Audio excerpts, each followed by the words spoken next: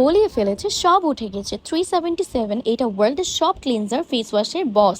মেভেলিনের কাজল একেবারে কোনোদিনও ওঠাতে পারি না, এত ইরিটেট করি যে আমার আন্ডার আই এরিয়া চিক্স অনেক ড্রাই হয়, একনি পর্যন্ত হয়।